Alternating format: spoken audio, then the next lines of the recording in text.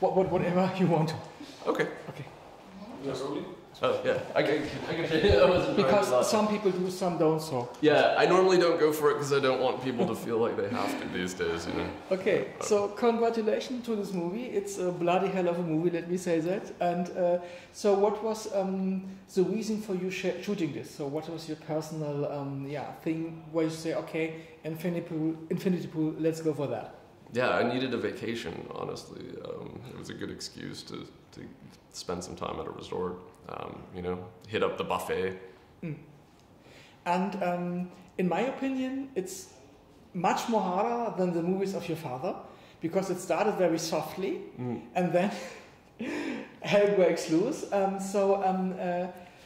What would you say about these all bloody scenes and so on? Is it a thing that you want to do, or is it just you needed to push the story forward? I think, although I enjoy those films, I enjoy genre films, I enjoy horror films. It's not really shock for shock's sake. I mean, there is a tradition of shock films. I think that's fine, but I think just shocking for the sake of shock is only so interesting.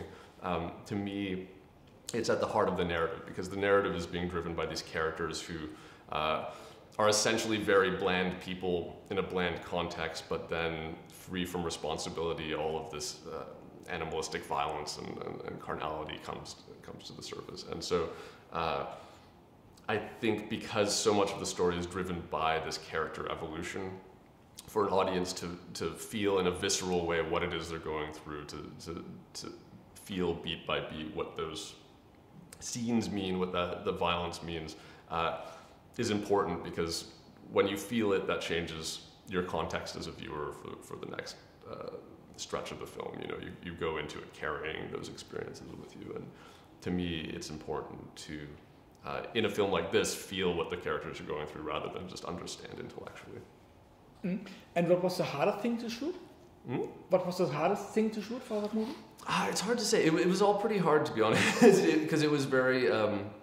We were trying to do a lot in a relatively short period of time, and so, you know, it was a great. I'm very happy with the film. It was a great shoot, but it was a very hectic shoot, and so some of the scenes, the home invasion maybe was one of the hardest days. Not because of what we were shooting, but because it was, you know, maybe 2 days worth of material or more that we had to shoot in one day, and so it was just finding ways to work the multiple cameras and to work the setup so that we could get what we needed in a short period of time. Mm. And when I ask one thing to the ending of the movie, because it seems I'm the only journalist in the press screening who has seen this, because I talked to other guys that didn't recognize this. When they put Alexander out of the police building. Mm-hmm. It's supposed to be Thomas Kretschmann, but it was Alexander in the apartment. When the sack goes off, you see it's his face, not the policeman. He has some scars here. Mm. And then on the landscape side, where Alexander came in at the dog, the real Alexander has no scars, but he should be the guy who survived. And later at the airport, you see the scars again. Right. So maybe they are switched. Maybe they're switched. I mean, I don't want to. I don't want to interpret the ending for people. I know in my mind what happened, but in some ways the ending is designed to, even though I have an answer, leave it open for audiences to explore. Because to me, that's the kind of filmmaking I enjoy the most, when there's room for the audience to act in a creative way almost, and to inject their own ideas into the film. And so certain parts of the film leave space for that, and I don't want to answer those questions because it precludes the possibility of the audience exploring on their own. It's a really good idea, but I'm still proud because I recognized it. It's not what? What are you talking about? So this was what I also want to discuss with you. Thank you very much for that, because I think it's every time great when you have an open end and when you have room for interpretation.